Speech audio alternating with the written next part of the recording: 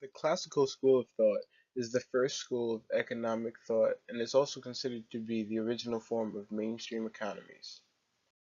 This form of economics was introduced by Adam Smith within his novel The Wealth of Nations.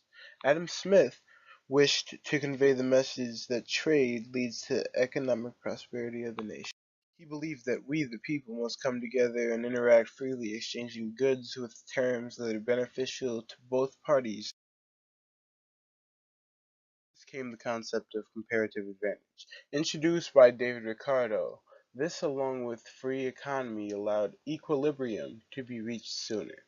Classical economists observed the market and concluded that the market will, for the most part, regulate itself without any coercion or added influence from government parties.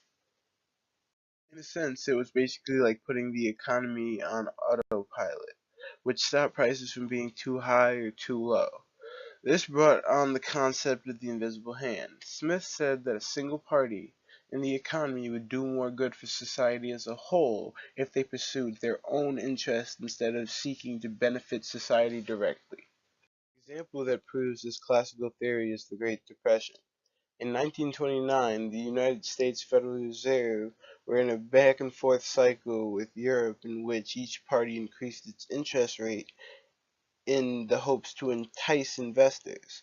This plan clearly backfired. This expressly shows that government intervention of any kind in the market system can lead to devastating results. Made up of the discoveries of the classics, not only Adam Smith and David Ricardo, but also Robert Malthus and John Stuart Mills, classical thought promoted economic growth and a free market. The classical economists were the capitalists of the feudal era. They sought to build a laissez-faire economic market free of government intervention where the value of a good is determined by the inputs necessary to produce it.